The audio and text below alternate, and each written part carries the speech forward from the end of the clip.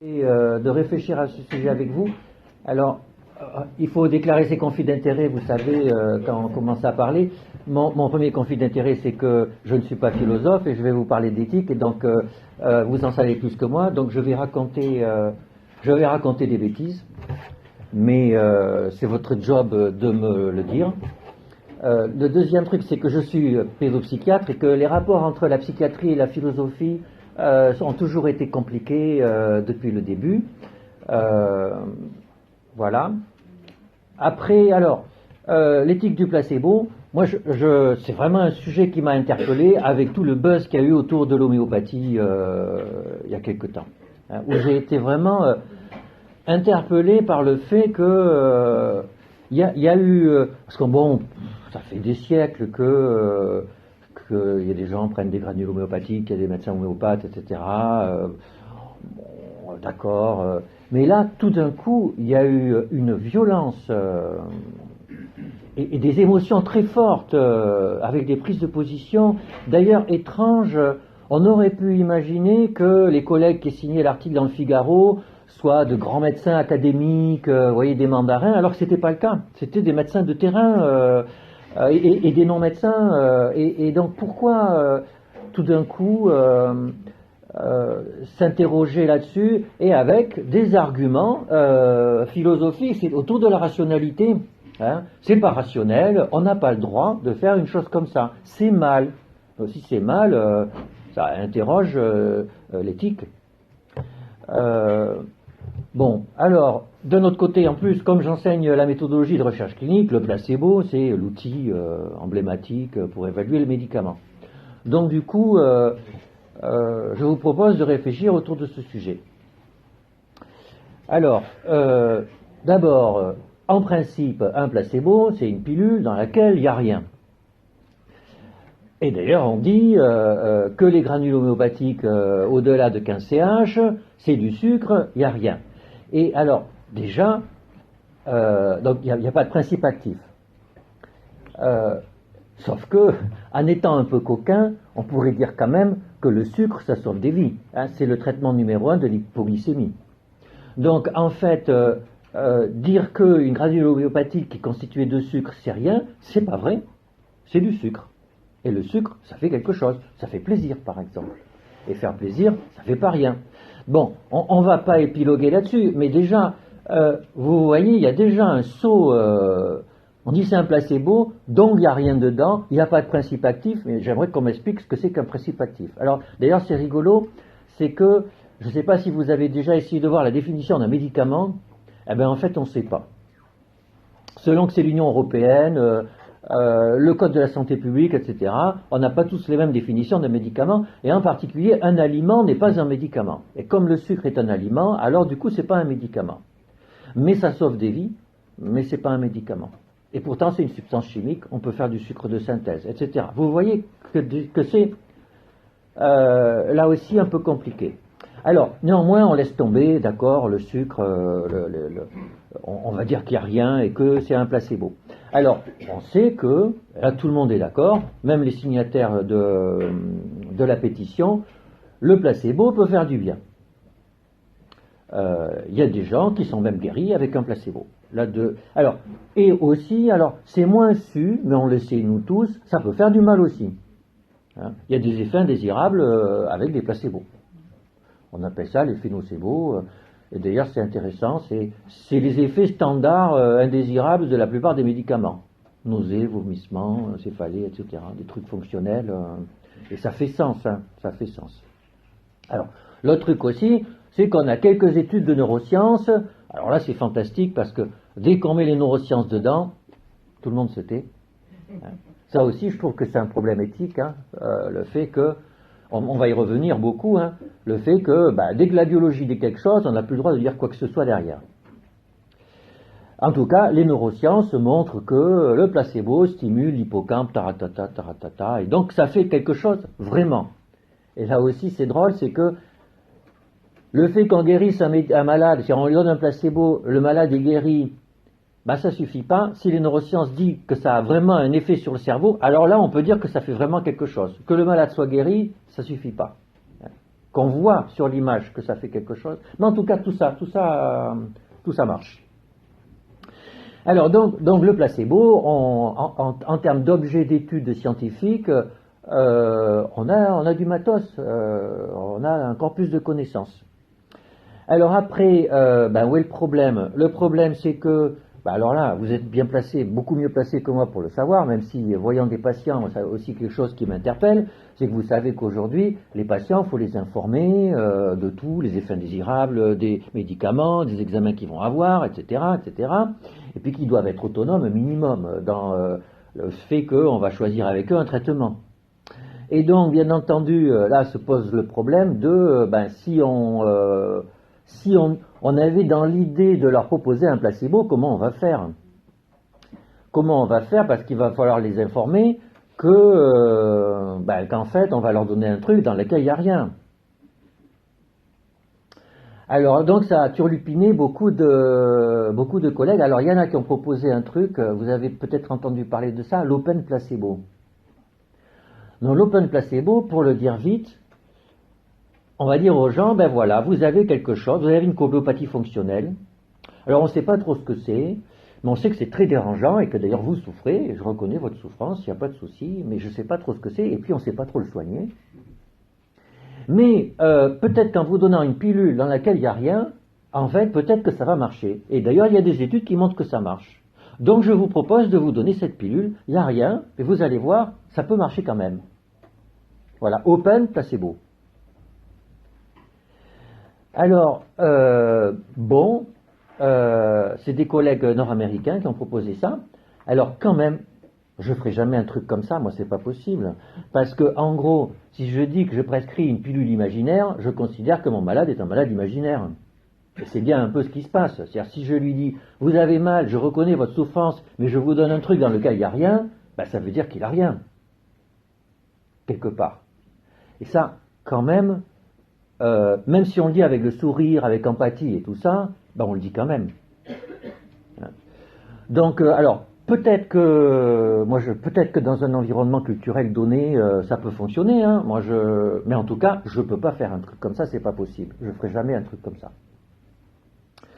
Alors, l'Académie de médecine, là, va publier un rapport sur l'homéopathie dans lequel le problème est abordé, je trouve, avec une formulation qui est pas mal. J'en fais partie, donc il y a un conflit d'intérêt là aussi. Alors, comment ils disent? Ils disent, le médecin, alors dans le cas d'une prescription d'homéopathie, donc d'un placebo, dans leur esprit, le médecin doit être conscient du fait qu'il prescrit un placebo. Deuxième point, le patient doit être informé que le traitement n'est pas validé scientifiquement. Vous voyez le décalage, on ne lui dit pas que c'est rien. C'est-à-dire que le médecin a conscience que c'est un placebo, mais on ne dit pas au patient que c'est rien, on lui dit que ce n'est pas validé scientifiquement. C'est un compromis qui est pas si mal que ça, mais on peut critiquer là aussi. D'abord, est-ce que le placebo n'est pas validé scientifiquement? On a vu tout à l'heure que, un peu si quand même. Le placebo est étudié scientifiquement et on sait on sait qu'il n'est pas meilleur qu'un placebo. C'est juste ce qu'on sait, mais il fait des choses. Et puis alors, il faut que le médecin soit conscient. Alors ça, c'est un truc. Donc le médecin doit être conscient. Donc ça, peut-être que vous aurez envie de discuter tout à l'heure. C'est une question, est-ce qu'il faut que le médecin soit forcément un sujet conscient de tout? En tout cas, bon. Alors, quelle est la logique sous-jacente à tous ces trucs-là? De mon point de vue, c'est que, implicitement, aujourd'hui, tous ces gens, donc les collègues américains de l'Open Placebo, les collègues de l'Académie de médecine, considèrent que la médecine, c'est un truc scientifique où il y a des gens rationnels qui font des études, et ils ont un savoir, et à partir de ce savoir, ils disent le vrai. C'est-à-dire qu'ils disent, voilà, les granules homéopathiques, et d'ailleurs, c'est un discours de vérité, les granules homéopathiques, c'est un placebo, il n'y a rien dedans. Exécution. Ça ne se discute pas. Ça, c'est le discours sociologique de l'autorité médicale. Alors, deuxième présupposé, les sujets, autant les médecins que les patients, sont des sujets conscients, rationnels, autonomes, dignes. Je suis sûr qu'on a dû déjà vous dire des trucs comme ça. Et puis, alors du coup, la relation médecin-malade, elle doit gérer tout ça. Elle doit respecter le fait que le patient est un sujet conscient, qu'il est rationnel, qu'il est autonome et qu'il est digne. Et donc, bien sûr, quand on mélange tout, on met tout en tension et c'est difficile de faire fonctionner tout ça. Alors le problème, c'est que, moi je suis pas d'accord avec tout ça. Je suis pas d'accord avec tout ça. La pratique médicale, c'est pas une pratique scientifique. La pratique, l'exercice du soin, ça n'est pas quelque chose de scientifique et rationnel. C'est pas vrai. Alors vous direz, c'est parce que je suis psychiatre, et donc voilà. Donc, mais je sais très bien qu'on n'est pas si différent que ça des autres. Hein. La pratique médicale n'est pas une pratique scientifique. C'est un exercice de soin. Ça n'est pas de la science. Ça se nourrit de science, mais ça n'est pas de la science. Un médecin n'est pas un scientifique. C'est pas vrai. Et la pratique médicale n'est pas une pratique. Alors, du coup, bien sûr, il va falloir entrer dans le sens du mot rationnel, mais dans le fond, n'est pas qu'une pratique de rationnel. C'est un premier point. Et puis le deuxième point, le sujet conscient, rationnel, autonome, digne, etc. Taratata. Moi, quand j'entends ça, c'est un discours de bureaucrate qui parle de la médecine. C'est bien sûr que les patients ne sont pas rationnels. Bien sûr que les patients ne sont pas qu'autonomes. Bien sûr qu'enfin, c'est une évidence. Et sinon, ça serait simple. Et sinon, ça serait barbant. Et puis, de toute façon, ce qui est complètement fou, c'est que est-ce que vous avez déjà prescrit un placebo qui était assumé en tant que placebo? Alors, ça peut arriver, une fois dans une existence, de poser une perfusion de sérum physiologique. Mais un médecin en cabinet prescrire un placebo en sachant que c'est un placebo et en étant sûr, que c'est un placebo. D'ailleurs, d'abord, j'aimerais bien savoir qu'est-ce qu'il a prescrit. Et donc, cette histoire de prescription de placebo, ça n'existe pas. Alors, vous allez dire, oui, mais l'homéopathie, les granules 30CH, c'est un placebo. C'est vous qui le dites. Tout le monde, c'est votre discours à vous. Quand j'écoute un homéopathe, il me dit que non, il y a quelque chose dedans. Lui, il me dit qu'il y a quelque chose dedans. Donc, pour lui, ça n'est pas un placebo. Alors, moi, bien sûr, je suis scientifique. Effectivement, dans 12 grammes de sucre, il y a 10 puissance 23 molécules. Si on le dissout à 10 puissance moins 60, il n'y a plus de molécules de produits actifs dans la granule. Donc la granule ne contient rien. Mais ça, c'est mon discours à moi avec mon corpus de connaissances. Et qu'est-ce qui vous dit que j'ai raison en disant ça?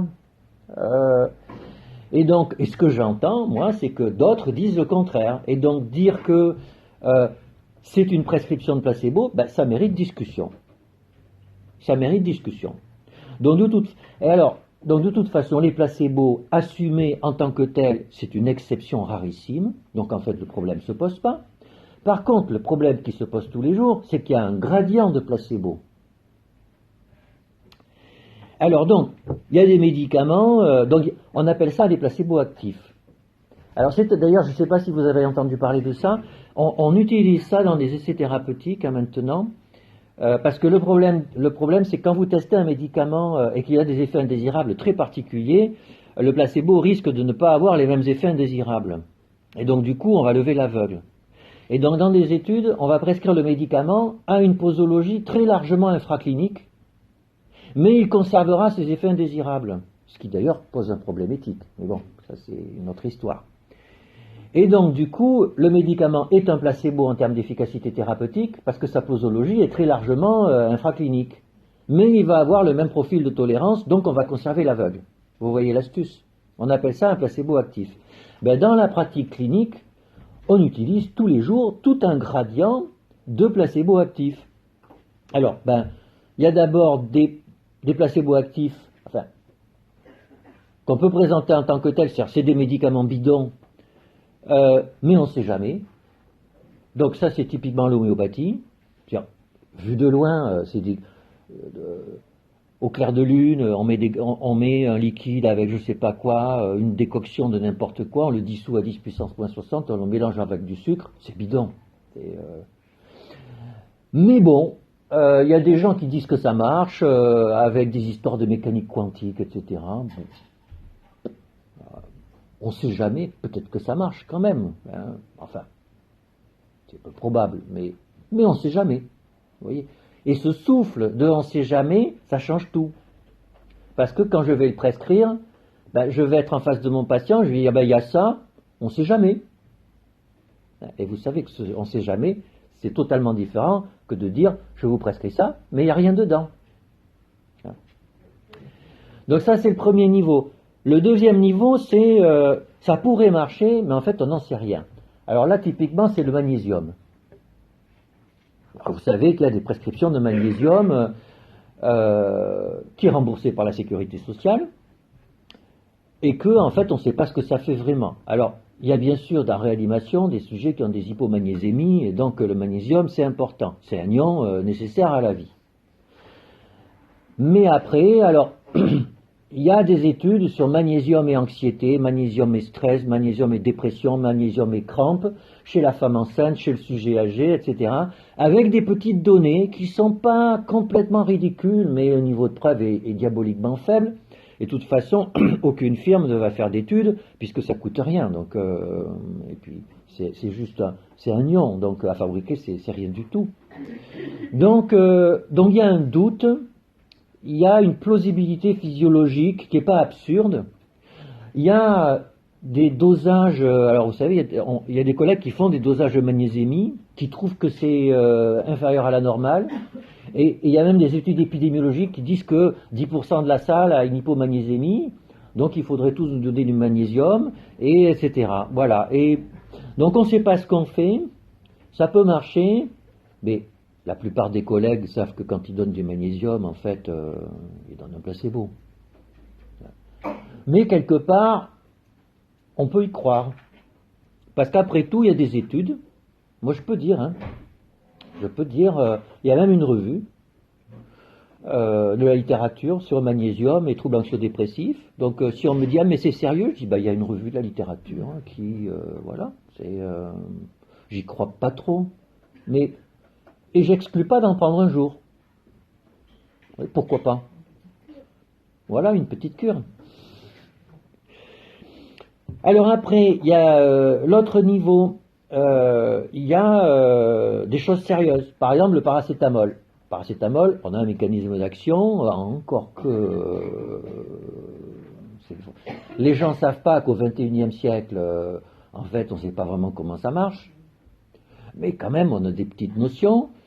On dit que c'est un antalgique, on ne va pas dire que le paracétamol n'est pas un antalgique, sinon alors on est nihiliste, quoi. Hein. Il y a un moment, il faut dire que c'est un antalgique. Donc du coup, là, quelqu'un a mal, ben, on va prescrire du paracétamol.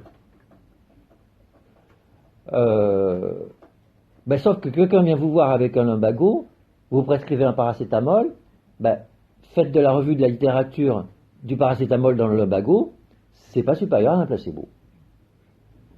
Donc vous avez prescrit un placebo. Mais alors là, en toute légitimité. Là, vous êtes quelqu'un de sérieux. C'est-à-dire, vous avez fait une prescription rationnelle parce que c'est un médicament qui est antalgique et il y a un mécanisme d'action, il a pignon sur rue, etc. Alors après, oh, ben, ça ne marche pas tout le temps, mais ça c'est la vie, etc. Ben, sauf que dans cette indication précise, alors, c'est pas parce que dans cette indication précise, c'est pas différent d'un placebo, que chez certains patients qui ont un lumbago, ça marche pas vraiment. Vous voyez? Mais c'est pas la question. La question, c'est que dit la science à propos du paracétamol et du lumbago? Ben, la science dit que c'est pas supérieur à un placebo. Ben, donc, il faut bien appeler un chat. C'est un placebo dans le lumbago. Et puis, ce qui est encore plus compliqué, c'est que faites la revue de la littérature dans l'arthrose du genou. Placebo et arthrose du genou. Ça marche un peu, vraisemblablement. D'accord, bon, on achète. On achète, on va dire, c'est pas un placebo, d'accord. Mais vous prescrivez, donc vous dites, le patient arrive, il y a un début d'arthrose du genou, il est malheureux, on va donner du paracétamol, c'est le moins mal qu'on puisse faire. donc on prescrit du paracétamol. Ça marche, donc on est content. On a donné un médicament qui a montré son efficacité et qui en plus est efficace. Sauf que si ça se trouve, il est efficace sur ce patient-là, dans cette arthrose du genou-là, parce que c'est un placebo. Il est tout à fait possible que dans cette arthrose du genou particulier, en fait le paracétamol ne pouvait avoir aucune efficacité. Parce que je ne sais pas si vous êtes au courant, mais on ne sait pas pourquoi les gens ont mal quand ils ont une arthrose du genou. Donc vous voyez quand même que cette histoire de placebo, quand on regarde vraiment les choses tout à fait au bout, on ne sait pas quoi penser, finalement. Et alors là, la question d'éthique, ça remet tout en question. Alors, c'est facile d'écrire dans le Figaro en disant qu'il y a des charlots qui prescrivent des placebos et des gens sérieux qui font le contraire. Bon, donc, ce que je vous propose là, c'est de rentrer dans le détail, de se dire pourquoi on en est arrivé là, pourquoi il y a ce gros bazar. Hein. Et du coup, alors, moi, je pense qu'il est indispensable d'aborder 3 questions, alors dont 2 sont quand même assez philosophiques, dont du coup, encore une fois, je n'y connais rien, mais et je pense que c'est aussi pour ça que vous êtes là, c'est que quand on est médecin ou soignant et qu'on est confronté à ces questions, on n'a pas le choix de se poser parfois des questions qui sont philosophiques, et même si on n'est pas philosophe, on le fait. Mais le principal, c'est de savoir qu'on peut penser des bêtises. Alors, la première question, et ça, elle m'interpelle au plus haut point, c'est la question du dualisme. C'est que, quand même, derrière le placebo, il y a l'idée que, il y a des choses matérielles, des substances qui existent vraiment et qui ont une action réelle sur le corps et la matière, et puis il y aurait autre chose, la relation, la parole, qui fait quelque chose d'immatériel. Il y a ça. Et que les deux, en fait, ça n'a rien à voir. Bon, c'est une forme de dualisme, c'est du dualisme médical, hein, c'est du dualisme de soignant. Et donc, alors, et là, bien sûr, le psychiatre est confronté à ça. Alors, quand il choisit la profession, il signe qu'il va rentrer dans la question du dualisme du matin au soir. La deuxième question, on peut pas l'écarter, c'est la question de la rationalité. Hein, c'est que les collègues du Figaro, ils se revendiquent comme des représentants de l'evidence-based medicine qui ont une pensée médicale rationnelle. Et c'est vraiment explicite. Et donc, du coup, dans quelle mesure c'est vrai parce que c'est quand même une question grave. Hein, dans notre société, s'il y a des soignants rationnels et des soignants pas rationnels, faut le savoir et il faut l'assumer, quoi. Et il faut en tirer les conséquences. Et puis la dernière question, là où je me sens plus à l'aise, c'est l'histoire de l'évaluation des médicaments. Parce que, parce que quand on dit qu'un placebo n'est pas efficace, c'est quand même curieux, et d'ailleurs les patients et les homéopathes ne comprennent pas, c'est que bien sûr que des médicaments homéopathiques ont guéri des patients. C'est une évidence. Ça, on ne peut pas dire le contraire. Donc si ça a guéri des patients, c'est que c'est efficace. Donc pourquoi dit-on que l'homéopathie n'est pas efficace? Et ça vient d'une réflexion historique. C'est qu'il y a une histoire du concept d'efficacité du médicament qui a été étudiée. Alors, allons-y. Alors, le dualisme, alors vous avez dû l'apprendre, c'est une vieille histoire que les philosophes ont abordée, dont je ne vais pas du tout rentrer dedans parce que vous le connaissez mieux que moi. Mais il y a un truc que j'ai appris il n'y a pas longtemps et qui m'a fait bien plaisir en tant que psychiatre, et notamment, en fait, il se trouve que j'ai été président de l'Association internationale de pédopsychiatrie pendant 4 ans, et donc j'ai été dans plein de pays pour voir comment fonctionnaient les collègues, et c'est très curieux, c'est que la psychiatrie existe dans tous les pays du monde. Et en fait, elle existe à peu près de la même façon dans tous les pays du monde. Et alors que je pensais que le dualisme, le fait qu'il y ait un esprit, et qu'il y ait de l'esprit et de la matière, ou des trucs comme ça, que c'était très occidental. C'est pas si vrai que ça. Et alors, je me disais, tiens, c'est bizarre. Alors, il y a des nuances, hein, on est bien d'accord, il y a des nuances. Mais, en fait, on se comprend bien même quand on parle avec des collègues japonais, nord-américains, sud-américains, africains, d'Afrique noire, etc., ben on comprend quand on parle des esprits et tout ça, on voit bien qu'on est des êtres humains, on parle de la même chose. Et donc il y a un anthropologue qui a écrit un truc génial il y a 14 ans, Philippe Descola, qui est professeur au Collège de France, qui a écrit un livre qui s'appelle Par-delà nature et culture, et qui dit que dans toutes les cultures du monde, les humains ont une intériorité et une physicalité. Donc en fait, cette histoire d'esprit, eh ben, elle existe chez tous les êtres humains. Même, il a fait son terrain en Amazonie. Eh ben, même chez. Alors par contre, c'est pas du tout organisé de la même façon d'une culture à l'autre. Et il dit par exemple que en Amazonie, l'intériorité est partagée entre les humains, les animaux, les plantes et les objets inanimés. C'est-à-dire que la rivière a un esprit et que l'esprit de la rivière, en fait, est proche de mon esprit et qu'on communique. Oui, on est dans un bain d'esprit commun. Alors que la physicalité est séparée, c'est-à-dire le caillou est vraiment différent de moi. Et nous, on est à l'opposé.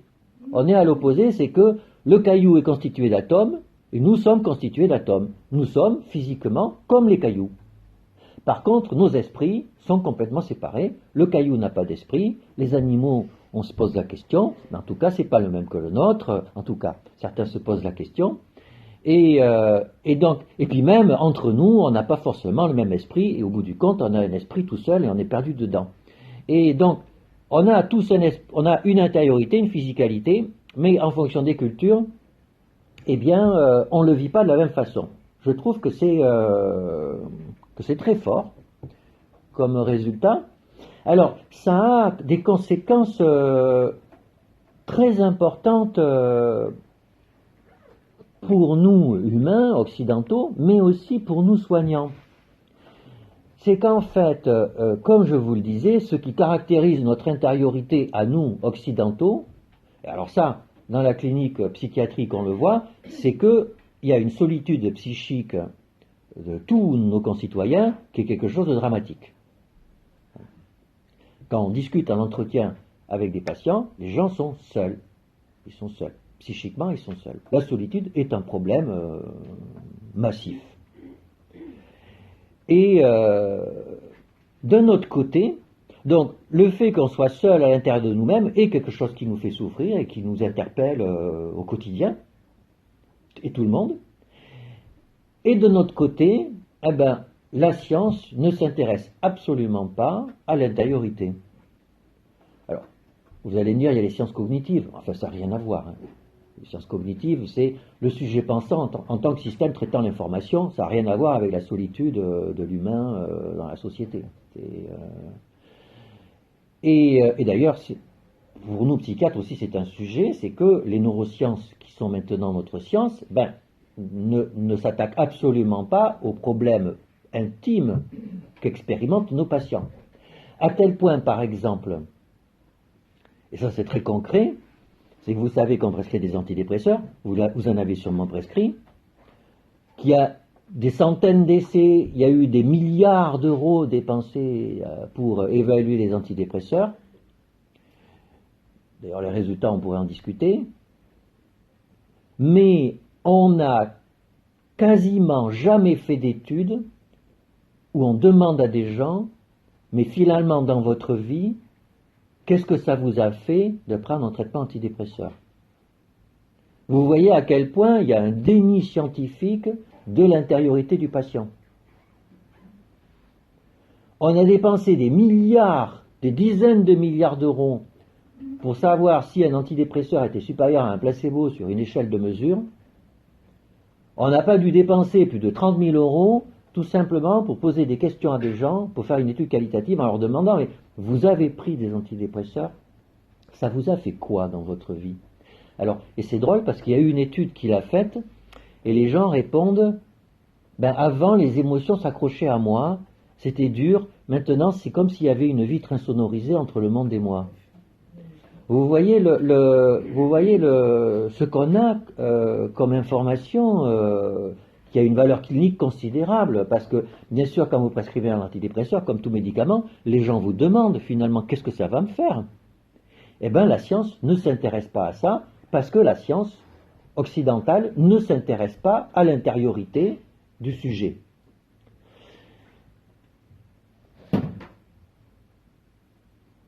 Alors, donc on a du mal à vivre, vous voyez, on a du mal à assumer le fait qu'on a une intériorité, une physicalité, et la science a un mal au carré à gérer ça. Et du coup, dans le soin, eh ben, on va retrouver la même chose. On va retrouver la même chose, c'est que quand vous prescrivez une pilule, vous voyez, vous prescrivez un antibiotique, un anticancéreux, ben, qu'est-ce qui va faire du bien au patient?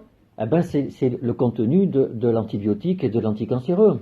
C'est ça qu'on apprend dans les études de médecine. Hein? C'est-à-dire quelqu'un a une tuberculose, pourquoi? Ben parce qu'il y a un germe, le bacille de Koch. D'accord, on l'isole, on le fait en culture, on va prendre une molécule, on va regarder si ça agit sur le bacille de Koch dans la boîte de... oui, c'est le milieu de sa bureau, c'est ça. Hein? Voilà. Et puis, si ça marche, on va dire il est actif, donc on va le donner au patient et ça va guérir le patient. Et en général, ça marche. Donc vous voyez, on a une pensée complètement matérielle et mécanistique de l'efficacité de la thérapeutique. Et c'est un peu comme ça tout le temps qu'on fonctionne. Hein. Alors que récemment, j'ai dû m'intéresser à l'efficacité du thermalisme. Alors, des gens qui vont aller boire de l'eau de Vichy. Alors, on va y arriver si vous voulez. Donc, il y a des gens qui ont de l'arthrose et ils vont boire de l'eau minérale. Vu de loin, ça fait pas très sérieux. Mais le collègue spécialisé dans le thermalisme, voilà ce qu'il me dit. Il me dit, oui, mais en fait, d'abord, c'est 3 semaines. Vous savez, une cure, c'est remboursé 3 semaines. Donc, en fait, les gens partent 3 semaines dans un endroit où le problème va être leur arthrose, déjà. Deuxième point, ils vont voir des soignants pendant 3 semaines qui vont discuter avec eux du fait que faire du sport, c'est bien, maigrir, c'est bien, muscler le quadriceps, c'est bien, enfin... qu'en fait, il y a des choses, quoi, que une articulation, c'est la vie, enfin, on est un corps, voilà. Et puis, on est entre curistes, et ils ont tous une arthrose du genou. Et à table, ils vont tous discuter entre eux, ils vont dire, ah bah ouais, mais c'est terrible, ma belle-fille, elle se rend pas compte, elle demande à ce que je vienne garder les enfants, mais moi je peux pas, elle habite au 3e, je peux pas monter les escaliers, elle me déteste à cause de ça, et c'est injuste, et ils parlent entre eux, ça leur fait du bien, et ils se rendent compte que... Et 3 semaines après, l'arthrose va beaucoup mieux. Et alors, qu'est-ce qui a marché là-dedans? Alors on va dire, ah oui, mais vous voyez, on va dire, ah mais ça c'est du baratin. C'est autre chose, vous voyez, c'est autre chose. Ça n'a rien à voir avec le cartilage. Eh ben c'est faux. Ça agit sur le cartilage, tout ça, vous voyez. Mais c'est autre chose. Oui, c'est une autre façon de considérer le soin. Mais en fait, même quand vous prescrivez une trithérapie à un patient VIH, vous faites ça. Parce que le problème de la trithérapie dans le VIH, c'est qu'il ne prenne pas son traitement. Et si vous ne rentrez pas dans sa vie au patient, etc., il ne va pas prendre le traitement et ça ne va pas marcher. Donc en fait, on sait bien que prescrire un médicament, c'est pas juste prescrire un médicament. Alors, sauf, bien sûr, en réanimation, un OAP, bien sûr, la relation médecin-malade, c'est peut-être limité. On met du Lasix et puis voilà. Donc, bien sûr qu'il y a des cas, un défibrillateur, on ne va pas rentrer en discutant de l'autonomie du sujet qui a fait un arrêt cardiaque, on le réanime et puis voilà.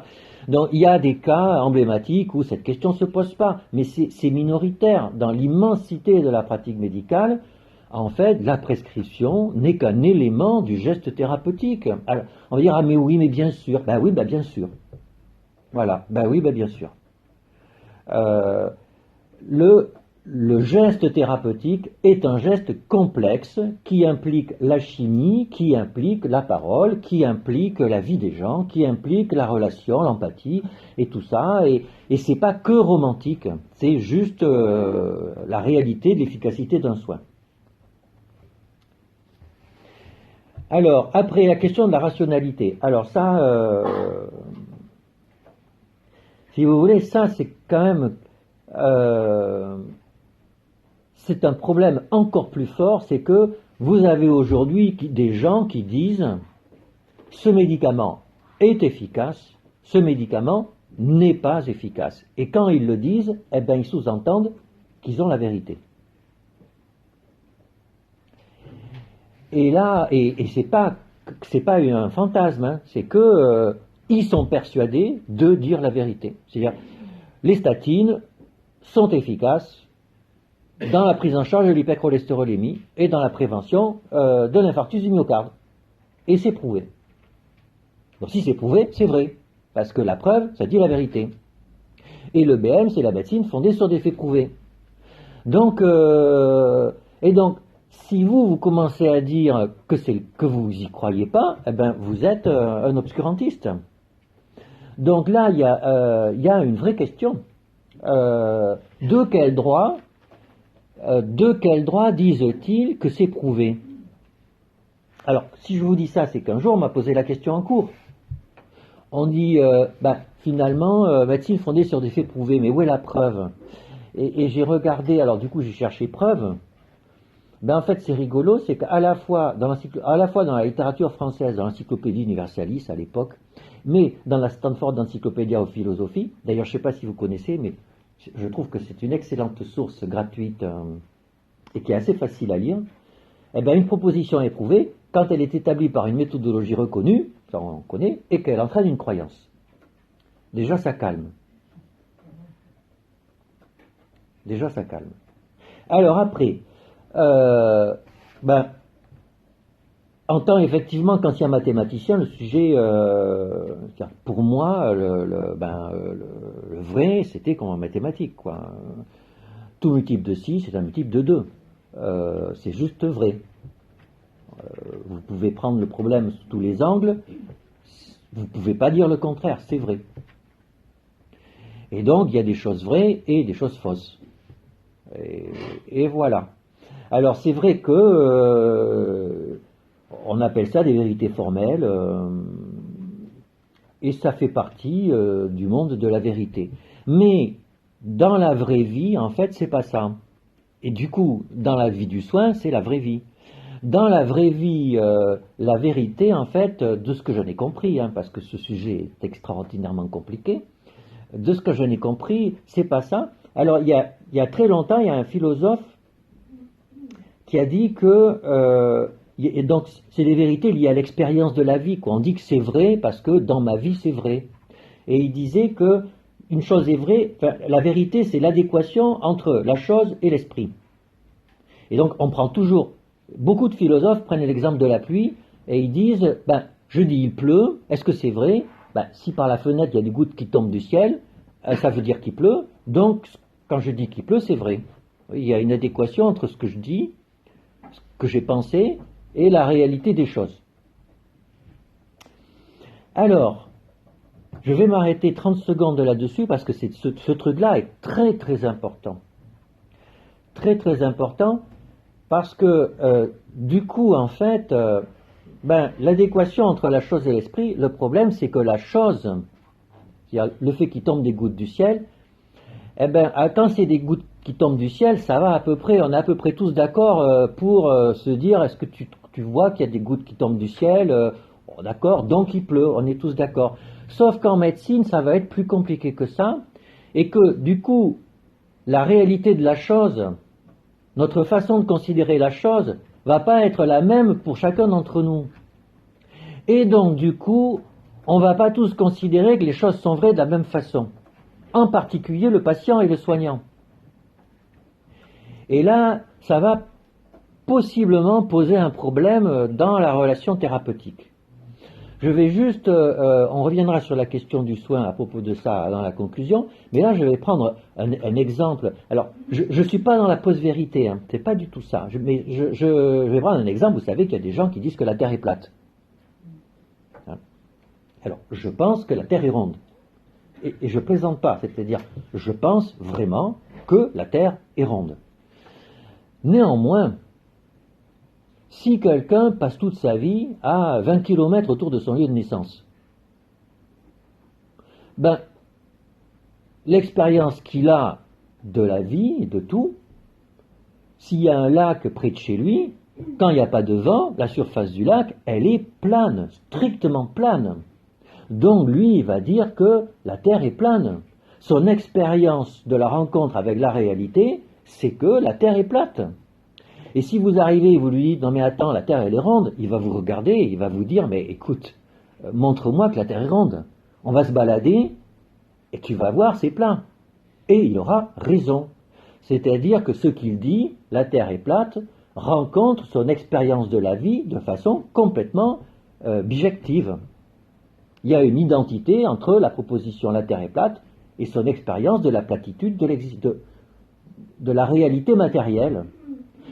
Alors bien sûr, si vous êtes arrivé avec une fusée et vous lui dites attends, on va prendre la fusée, vous vous envolez et lui dites regarde, en fait elle est ronde, ben, il va changer d'avis, il va dire ben voilà, j'ai rencontré une nouvelle expérience dans ma vie, en fait je change ma vision de la réalité et maintenant je dis la Terre est ronde. Donc avant je disais la Terre est plate, c'était conforme à mon expérience de la vie, mais en fait mon expérience de la vie était limitée.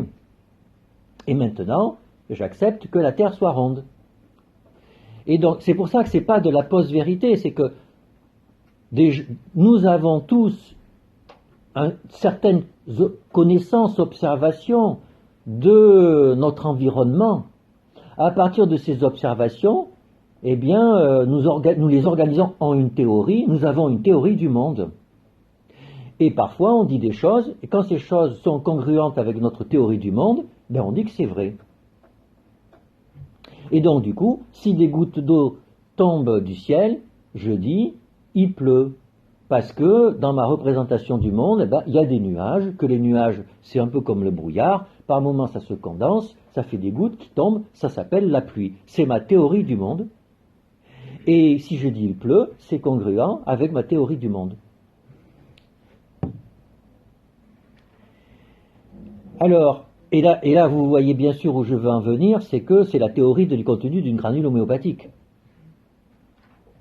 C'est que j'ai une théorie du monde physique, on a tous fait de la physique à l'école, on a appris le nombre d'Avogadro, alors on l'a appris. Vous avez déjà fait une expérience, vous avez déjà rencontré intimement, réellement une expérience qui prouve que dans 12 grammes de carbone, il y a 6,023, 10 puissance 23 molécules? Non, mais par procuration, il y a des gens qui l'ont fait, c'est des gens sérieux, ils l'ont écrit, ils sont pas un seul, ils sont pleins, et c'est compatible avec plein d'autres observations, donc moi j'achète. J'achète. C'est-à-dire, dans ma représentation du monde, dans ma théorie du monde, effectivement, dans 12 grammes de carbone, il y a 6 puissance 23 atomes de carbone. Et donc, du coup, si l'homéopathe me dit qu'il dissout à 10 puissance moins 60, eh ben, il n'y a rien. Dans ma théorie de la granule, à 30 CH, il n'y a rien dans la granule. Mais l'homéopathe, lui, il n'a pas la même théorie du monde. Et donc, quand il dit que lui, il y a quelque chose, eh ben, pour lui, c'est vrai. Alors, moi, je pense que j'ai raison. Je ne suis pas dans la post-vérité, encore une fois. Je pense qu'il y a vraiment 10 puissance 23 molécules dans une mole de carbone. Je le pense vraiment. Je pense que j'ai raison. Et je pense qu'il a tort. Mais si vous voulez, il faut que j'accepte que lui, en tant que sujet, dans son rapport à la vérité, lui, il pense qu'il a raison. C'est ça qui compte. C'est ça qui compte. Alors vous me direz, donc ça c'est... donc là on a parlé de vérité, la rationalité c'est le cousin germain de la vérité.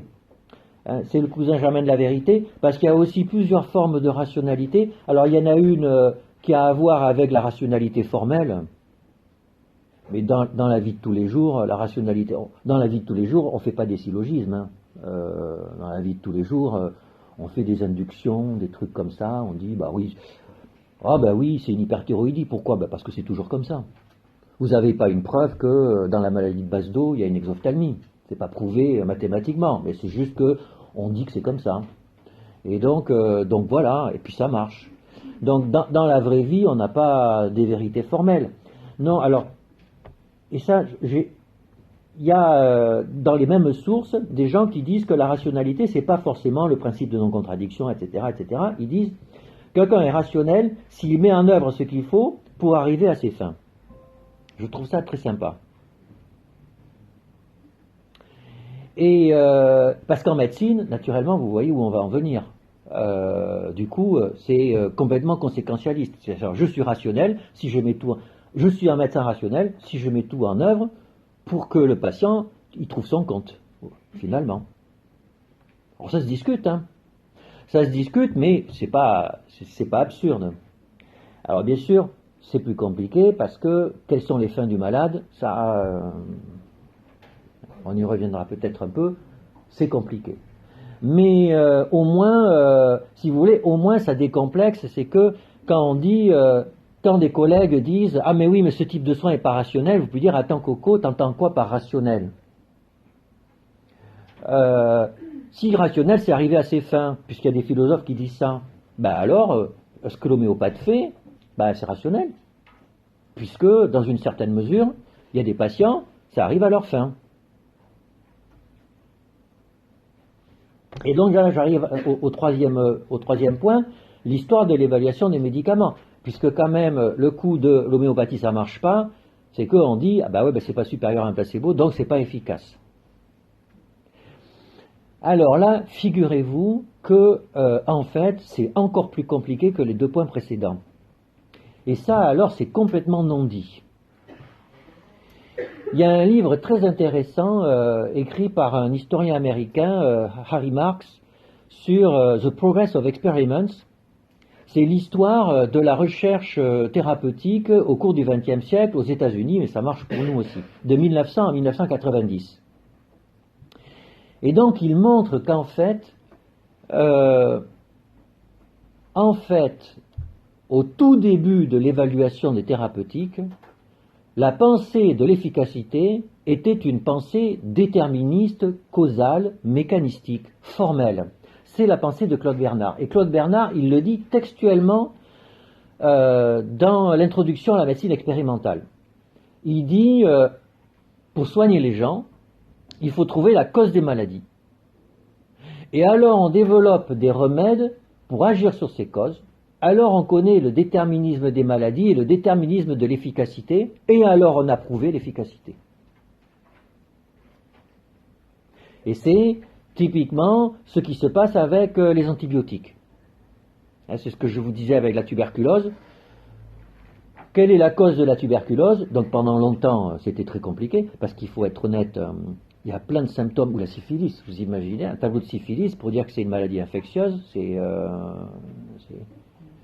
il faut être fort, hein. Puisque d'ailleurs pendant longtemps c'était considéré comme une maladie psychiatrique. Hein. Donc vous trouvez par votre génie expérimental qu'en fait c'est un germe, déjà c'est colossal, et là il faut être honnête, la biologie est colossalement puissante, c'est-à-dire trouver que la cause de la syphilis, alors la cause, je préfère dire une condition nécessaire à la syphilis. Parce que la cause de la syphilis, c'est peut-être avoir eu un rapport avec une prostituée qui avait la syphilis. Oui, on a toujours tendance à ramener la causalité à la biologie. En tout cas, la bactérie est une condition nécessaire à la syphilis. Ça, alors là, on ne peut pas dire le contraire. Ça, c'est une vérité. Et si vous tuez la bactérie, il y a des chances que le patient aille mieux. Vous voyez, là, la pensée causale déterministe, formelle, elle marche bien.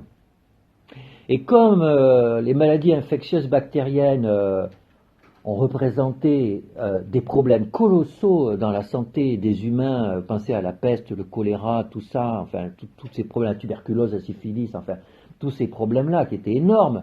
Le fait qu'une pensée biologique, causale, déterministe, formelle permette de trouver des médicaments efficaces, ça a ancré la pensée médicale dans une pensée formelle, déterministe, causale.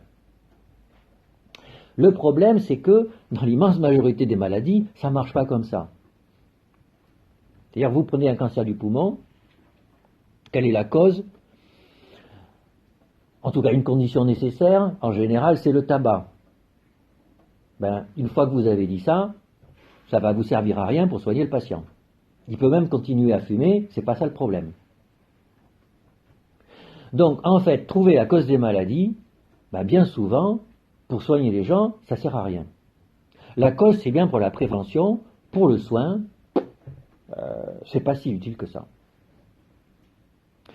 Et ça, on s'en est rendu compte progressivement au cours du XXe siècle, et la rupture, c'est après la Seconde Guerre mondiale, dans les années 50, il y a des gens qui disent, ça marche pas ce truc, il faut faire autrement.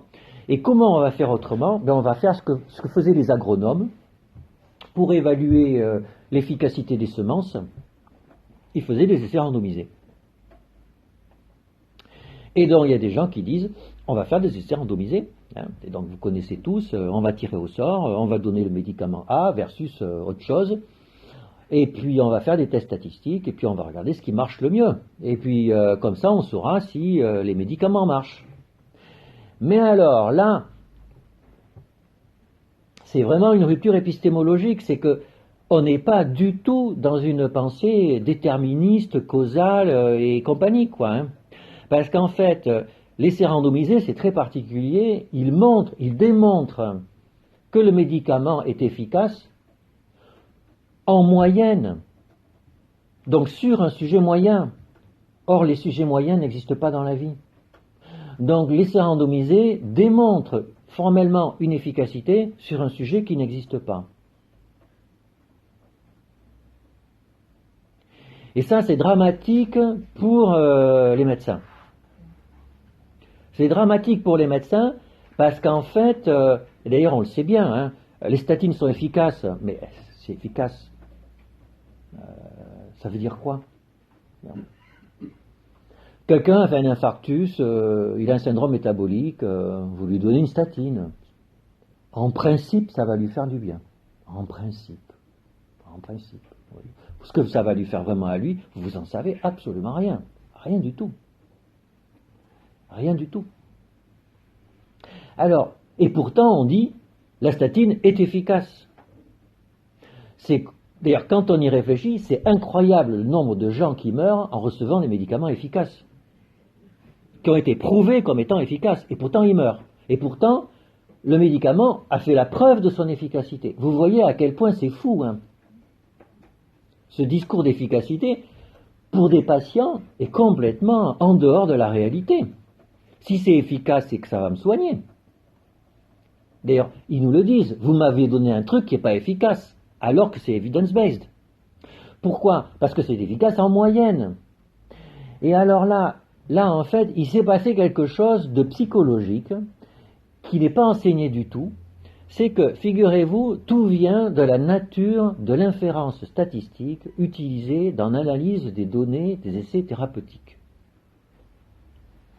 C'est que, vous savez que quand on fait un essai thérapeutique, à la fin, il faut comparer l'efficacité entre les deux bras. Et vous savez qu'on fait un test statistique, qu'on calcule un petit p. Et que si le p est plus petit que 5%, alors on a le droit de dire que c'est efficace. Vous avez en principe tous entendu parler de ce truc-là. Alors en fait, c'est beaucoup plus compliqué que ça. Ce truc-là a été en fait formalisé par Fischer dans un papier de 1922. Il écrit tout ça, un papier qui fait 70 pages, qui est un chef-d'œuvre plus que de statistiques, c'est un chef-d'œuvre d'épistémologie parce qu'il construit toute la pensée sur laquelle va reposer la recherche biomédicale moderne. Un seul papier. Mais alors, et il dit, voilà, alors en gros il dit, on tire au sort, peut-être que le hasard peut expliquer ce qui s'est passé. On va calculer la probabilité que le hasard puisse expliquer un truc au moins aussi surprenant que ce qui s'est passé. Et si ce truc est petit, c'est le petit p, hein. Si c'est petit, ça veut dire que le hasard ne l'explique pas. Donc on va dire qu'il doit y avoir quelque chose, puisque le hasard, vraisemblablement, ne l'explique pas. Vous voyez un peu le niveau d'humilité de la conclusion, hein. Alors ça c'est ce que dit Fischer. Et d'ailleurs, alors il fait des tables dans lesquelles pour faire les tests, il y a 1%, 5%, 10%, et il dit 5% c'est bien pratique, mais c'est juste bien pratique, hein, c'est juste comme ça. Et alors il y a 4 ans après, ces compétiteurs qui s'appelaient Neyman et Pearson, qui écrivent un papier concurrent et qui disent ça va pas son truc, il faut formaliser les tests statistiques différemment. Il faut dire qu'il y a une hypothèse nulle, une hypothèse alternative. L'hypothèse alternative, c'est que le médicament est efficace. L'hypothèse nulle, c'est qu'il n'est pas efficace. Et donc, on va avoir des risques alpha. Hein, vous avez appris ça aussi, alpha qui vaut 5%. Et on va choisir l'une des deux hypothèses. On va choisir l'une des deux hypothèses après avoir fait le test. Et donc, on a deux tests statistiques. Dans les années 20, on a deux épistémologies de l'inférence statistique. Et ils se sont chamaillés pendant des décennies. Et Neyman, dans un papier de l'après-guerre, il dit voilà, en fait, on ne parle pas de la même chose. Fischer parle d'inductive inference et nous on parle d'inductive behavior. C'est-à-dire que Fischer, c'est pour ça que je vous en parle, parce que c'est de l'épistémologie. Hein. Or, l'épistémologie, c'est une condition nécessaire dans le domaine biomédical à avoir une pensée éthique. Hein. Donc vous voyez, Fischer, c'est inductive inference, c'est-à-dire, Fischer, il dit, oh, on a tiré au sort, tiens, le petit p, il est petit, oh ben tiens, je vais en induire que le médicament doit sûrement marcher. Oui, j'en induis que le médicament doit sûrement marcher. Alors que Neyman et Pearson, ils disent, je dois choisir entre deux choses. L'une, c'est, je vais dire que le médicament marche. L'autre, je vais dire que le médicament ne marche pas. Eh bien, si je fais un test statistique, ce test, il vous permet de dire que le médicament marche et d'agir en tant que tel. Mais ça n'est qu'une induction qui vient d'un petit échantillon. C'est une induction comportementale. Voilà ce qu'ils disent. Et alors, ce qui s'est passé, c'est que on apprend tous les tests statistiques pas comme une induction inférentielle ou une induction comportementale, mais comme une déduction inférentielle ou une déduction comportementale. Quand on dit, on a fait un essai randomisé, le médicament A, avec un P plus petit que 5%, est supérieur au médicament B, on dit donc, le médicament A est supérieur au médicament B, donc il est supérieur. C'est une déduction et on affirme une vérité déductive, alors qu'elle n'est qu'inductive. Et ça, c'est un crime épistémologique. C'est un crime parce que du coup, il y a des gens qui ont un discours de vérité sur l'efficacité des produits, qui est complètement fou, puisqu'il y a plein de gens qui meurent en prenant des médicaments efficaces. Pourquoi ils meurent? Parce que le médicament n'est pas efficace avec un grand E, il est efficace avec un petit E. Et on peut quasiment dire qu'aujourd'hui, cette notion d'efficacité s'inscrit dans quelque chose qui relève de la religion. Et je pèse mes mots. Je suis allé voir exprès, pour ne pas vous dire de bêtises, comment on définissait une religion. Quels sont les mots-clés? Pratique, croyance, communauté, piété, culte. Parce qu'il y a des religions sans Dieu. Pratique, croyance, communauté, piété, culte. Je suis désolé, quand je vois aujourd'hui comment on parle de l'efficacité des médicaments, il y a des croyances, il y a une communauté, il y a des congrès, il y a des piétés, il y a le culte du petit p, plus petit que 5%, est tellement fou qu'il y a des gens qui trichent dans les... Vous savez, on ne peut publier que si le p est plus petit que 5%, et donc c'est devenu un culte, l'obsession du petit p. Et donc du coup, ce qui se passe, c'est que, comme en fait, il y a quand on évalue un traitement en vue de le rembourser, il y a une question licite qui est de savoir si le médicament est supérieur à un placebo, puisqu'on va le payer cher. Si le médicament est pareil qu'un placebo, ça ne sert à rien de le payer cher, autant avoir un placebo. Donc il est licite de comparer un médicament à un placebo quand on veut le rembourser et le payer cher. Et donc comme l'efficacité est devenue une déduction, quelque chose de fort, de vrai, et que en fait le sous-entendu c'est qu'efficace ça veut dire par comparaison à un placebo, ben, comme un placebo n'est pas supérieur à un placebo, ben, donc un placebo n'est pas efficace. Et ce donc est un donc déductif. Donc il y a une vérité qui est que le placebo n'est pas efficace. Alors que tout le monde sait que c'est faux. Mais dans le jargon de l'évidence-based médecine, par définition, le placebo n'est pas efficace. Alors j'en arrive à la conclusion tranquillement.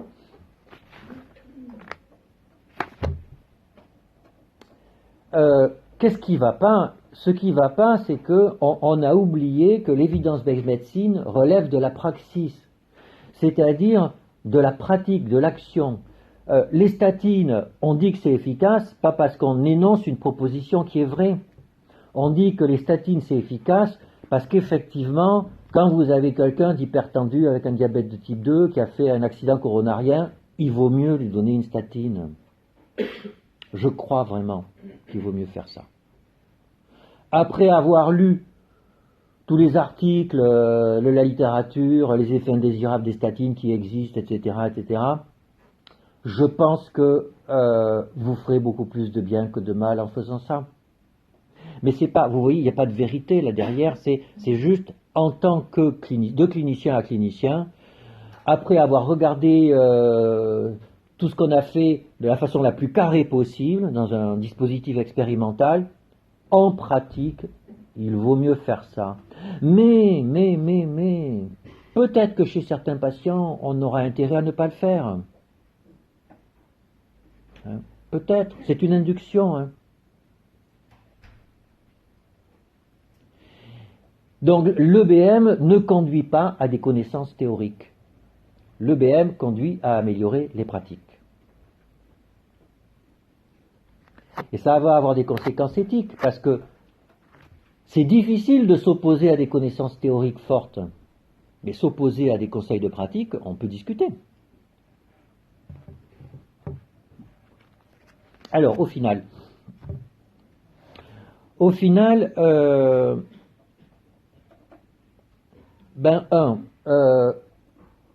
dans notre société, implicitement, parler à un patient, c'est du vent. D'ailleurs, au sens propre du terme. La parole, c'est du vent. La relation, c'est abstrait, c'est dans le psychisme, et vous savez, esprit, étymologiquement, c'est du vent aussi. Donc, tout ça, c'est rien. Comme c'est pas matériel, c'est rien. Puisque, dans notre monde, l'intériorité, qui pourtant nous obsède, en fait, elle n'existe pas. Parce qu'elle nous obsède tellement qu'elle n'existe pas. Donc du coup, tout ce qui n'est pas matériel, c'est rien. Après, on a le fait que, on a des lois d'efficacité, c'est comme ça, des grands principes. Un médicament est efficace s'il est supérieur à un placebo. Donc un placebo n'est pas efficace. C'est la loi. Et d'ailleurs, un placebo, bien sûr, il est efficace, mais il est efficace. Pourquoi? Par la relation et par la parole, qui n'est rien. Donc du coup, ça n'est pas efficace, puisque c'est rien. Et donc, bien sûr, que le placebo n'est pas éthique, puisque c'est rien. Rien n'est pas éthique. Alors, bien sûr, mais il y a des gogos. Il y a des patients gogos, il y a des médecins gogos. Donc, un patient gogo, on va lui donner un placebo. Voilà. Donc, on va dire, oui, les placebos, c'est intéressant, ça fait du bien, mais c'est pour les gogos. C'est pour les malades imaginaires. Alors, en fait, cette histoire d'efficacité, c'est pas ça. C'est qu'en fait, il y a plein de façons de considérer l'efficacité d'une thérapeutique. Vous avez des produits qui sont théoriquement efficaces. Vous avez des médicaments qui ont un mécanisme d'action. Là, par exemple, le Lasix dans l'œdème aigu du poumon. Le mécanisme d'action est tellement... D'ailleurs, il n'y a pas d'étude randomisée qui a étudié l'efficacité du Lasix dans l'œdème aigu du poumon. C'est comme le parachute. Hein. Il n'y a pas d'étude, que vous savez, il y a un article dans le BMJ de Noël qui étudiait l'efficacité du parachute. Le mécanisme d'action du parachute et le risque de la chute est tel que, on dit que le parachute est efficace. C'est la même chose pour le Lasix. On sait exactement ce que ça fait. Donc on dit que c'est efficace. Et d'ailleurs, quand on le donne, c'est efficace, en général. Donc c'est efficace. C'est théoriquement efficace. Il y a des efficacités statistiques, c'est-à-dire c'est efficace sur un sujet moyen qui n'existe pas. Mais en moyenne, c'est efficace. Et donc, si vous obéissez à la statistique en permanence, en moyenne, vous aurez raison. C'est ça le truc qui est complètement bizarre, hein, c'est que le sujet moyen n'existe pas, mais si vous faites en général comme avec un sujet moyen, alors vous aurez de bons résultats thérapeutiques en général. C'est très curieux comme mode de pensée, mais c'est exactement ce que ça dit. Vous avez l'efficacité clinique. Par exemple, l'hypnose dans l'anxiété. Alors vous regardez, alors l'efficacité théorique de l'hypnose, c'est très compliqué. L'efficacité statistique de l'hypnose dans l'anxiété, c'est pas terrible. C'est-à-dire quand on regarde les essais thérapeutiques dans l'anxiété, c'est pas terrible. J'ai eu un patient, un adolescent qui avait une anxiété de séparation.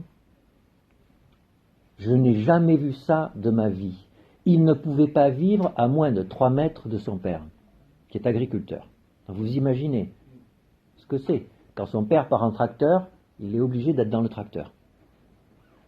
Quand il dort, il est obligé, sa chambre, c'est obligé d'être à moins de 3 mètres de là où est son père. Donc vous imaginez quand il... Et ça, sous antipsychotiques, benzodiazépines et antidépresseurs. Donc vous imaginez comment il a fallu faire, quand pour l'hospitaliser, comment il a fallu faire, etc. Et donc, un lundi matin, alors qu'il devait être hospitalisé, je suis dans ma voiture, je reçois un coup de fil. Oui, c'est bon, là c'est pour vous dire que c'est pas possible. Alors je dis, je m'y attendais. Non, c'est pas pour ça. Il est à sa séance d'hypnose, il n'y a que ça qui lui fait du bien. Bon, alors là, si vous voulez, moi, je suis obligé de dire, il n'y a pas photo. Si vous voulez. Moi, je ne sais pas faire, et on me dit qu'il n'y a que ça qui lui fait du bien. Alors peut-être que c'est pas prouvé, mais c'est tout. Donc ça, c'est l'efficacité clinique, et on sait bien qu'il y a des situations où on peut nous dire ah oui, c'est l'effet placebo, d'accord, mais ça, c'est pas le problème. Le problème, c'est que je ne sais absolument pas faire ce que l'effet placebo a fait. Et puis il y a l'efficacité réputée. Alors qu'il y a mauvaise presse, mais en fait, tous les jours, on va se dire, tiens, là, qu'est-ce que je fais ? Je crois que les gens, ils font ça là-dedans. Hein. Je crois qu'en général, on fait ça, quoi. En général, on fait ça. Hein. Et je vais faire ça, parce qu'en fait, théoriquement, j'en sais rien. Des études, il n'y a pas des études pour tout. Et puis, on n'a pas une expérience clinique sur tout. Et donc, qu'est-ce qui reste à la fin ? L'impression, enfin, une espèce de halo. En général, dans ce type de tableau, on fait ça. C'est la réputation. Alors, on peut mettre un nom savant derrière. On peut mettre, c'est une distribution bayésienne a priori. C'est bayésien. Il y a un truc a priori. En fait, c'est la réputation. Alors, et aujourd'hui, la théorie, alors, si vous voulez, qu'est-ce qu'on apprend pendant les études de médecine ? Pendant les 6 premières années d'études de médecine, on apprend de la théorie. On apprend de la théorie, et pas n'importe quelle théorie. J'ai calculé, pendant les 2 premiers cycles d'études de médecine, il y a 600 heures de cours de biomachin. Biophysique, biomathématiques, histologie, anatomie, 600 heures de théorie sur les connaissances médicales, et entre 5 heures et 20 heures de psychologie médicale. Donc on voit implicitement notre savoir théorique lié à notre objet de soin, c'est une théorie du fonctionnement des organes. Hein. Et d'ailleurs, moi ça me dérange, enfin, quelque part, pourquoi c'est utile ? Parce que, quand même, là, toutes les biothérapies qu'on a trouvées dans la polyarthrite rhumatoïde, etc., c'est grâce à la biologie. Le rituximab, c'est grâce à la biologie. Donc, merci la biologie. C'est-à-dire, la biologie, c'est très utile pour découvrir de nouveaux traitements. Et il n'y a pas de doute là-dessus. La biologie, c'est aussi utile pour se représenter ce qui se passe. Et on ne se rend pas compte, vous avez un patient, la sémiologie c'est très important, on voit, mais quand même d'accrocher ça dans tiens, il a un pli cutané, tiens, ça doit être ça. Quand même, la théorie sous-jacente qui nous donne une construction du patient, elle nous aide à établir des diagnostics et à penser des traitements, quand même. Ça nous aide à comprendre, et pour un soignant, comprendre, c'est très très important. C'est très important pour nous, parce qu'en plus ça nous rassure, ça rassure le patient de voir qu'on a compris. Donc la théorie, c'est important. Mais le truc, c'est que la théorie, comme je vous le disais tout à l'heure, on a chacun les nôtres. La vérité, c'est l'adéquation entre la chose et l'esprit. Et on a une théorie des choses. Et donc nous, médecins, nous soignants, on a une théorie du patient. Et donc on a une théorie des médicaments. Et bien ce qu'il arrive, c'est que le patient n'a pas la même théorie que nous. Et il peut y avoir un choc théorique entre le patient et nous. Et vous avez remarqué que parfois ça nous énerve. Parfois ça nous énerve. Un patient va nous dire mais non, mais de toute façon, ce truc-là, ça marche pas. Comment ça marche pas? Bien sûr que si, ça marche. Pour telle et telle raison, ça marche. Mais lui, c'est comme si vous lui disiez la Terre est ronde. Vous êtes sûr que la Terre est ronde. Mais lui, son expérience, c'est que la Terre est plate. Et encore une fois, je pense que la Terre est ronde. Mais lui, il a le droit de penser que la Terre est plate. Et alors, après, on peut discuter. Bien sûr, on peut discuter ensemble, est-ce que la Terre est ronde ou plate? Le problème, c'est qu'une consultation, c'est entre 15 et 30 minutes. Et que discuter sur la Terre est ronde et plate, vous n'allez pas y arriver. Et donc ça, c'est un problème concret. S'il y a un choc théorique entre un patient et un médecin, il ne faut surtout pas rentrer dans ce choc. On n'a pas le temps. Peut-être que ça serait bien, peut-être que ça serait bien d'expliquer au patient qu'en fait, ses représentations de lui, de sa maladie, etc., qu'en fait, sa vision ne correspond pas aux observations que j'ai moi, et j'ai plus d'observations, de connaissances que lui sur ce qu'il a, et que donc, en fait, et que ça lui permettrait de mieux accepter son traitement, etc. Mais en 15 minutes, c'est tout simplement pas possible. C'est pas possible. C'est pas possible. Et donc, du coup, quand il y a un choc théorique, stop. Ça sert à rien d'entrer dans le business. Et donc, si quelqu'un vous dit « Ah ouais, ma voisine, elle prend l'aromathérapie, c'est super sympa. » Aromathérapie, qu'est-ce que c'est ce délire Allez pas dire « Non, mais qu'est-ce que c'est ce délire? Arrêtez de croire n'importe quoi. » Il faut surtout... Enfin, alors ça c'est un choix éthique. Moi, je ne le fais pas. Je pense ce que je veux de l'aromathérapie. D'ailleurs, entre nous, c'est plus compliqué que ça. Sur d'aromathérapie. Mais bon, quand même, globalement, c'est des conneries. Mais bon, ça, c'est ma théorie du monde et du patient, c'est ma théorie. Et d'accord, bon, c'est ton truc, ton monde est organisé comme ça, on va pas se fâcher. Et donc, pour moi, ma rationalité de médecin, c'est arriver aux fins des patients. C'est arriver à mes fins. Et arriver à mes fins, c'est répondre à la plainte du patient. C'est ça les fondamentaux. Je suis un médecin rationnel parce que je veux arriver à mes fins. Quelles sont mes fins? Répondre à l'attente du patient. Quand j'ai un problème éthique, c'est ça, c'est mes deux jambes. Alors du coup, pour ça, j'ai besoin de lire la littérature, de savoir ce qui marche, j'ai besoin d'une expérience clinique, etc., etc. C'est-à-dire, j'ai besoin de savoir tout ce qu'on doit savoir quand on est un bon médecin. Et alors, en pratique, ça donne quoi? Et je vais juste terminer sur des situations, des micro-situations pratiques. Je vais prendre le cas de l'hyperactivité avec déficit de l'attention, qui est une pathologie que je vois souvent, vous êtes au courant, c'est à la mode, c'est des enfants qui bougent trop et éventuellement on leur donne des médicaments. On peut discuter, mais bon. Alors, j'ai un patient hyperactif qui vient me voir avec la famille et ils me disent « Ah, mais alors, vous ne faites pas un dosage de ferritine ?» Je lève les yeux au ciel, ça y est. Un collègue a écrit un papier disant que la dopamine a à voir avec le métabolisme du fer, l'hyperactivité c'est lié à la dopamine, d'ailleurs la ritaline c'est dopaminergique, vous voyez ma théorie du monde, etc. Hein. Et donc, en fait, des carences en fer pourraient expliquer l'hyperactivité. Et donc, on pourrait traiter l'hyperactivité par une supplémentation en fer. Mais c'est un papier écrit par un collègue français, bien sûr, il n'y a pas d'essai randomisé, etc. Donc, qu'est-ce que je dis je vois la patiente dans son univers, dans sa théorie de l'hyperactivité, il y a la carence en fer. Pas dans la mienne. Je dis, écoutez, c'est vrai, il y a un collègue qui a émis cette piste.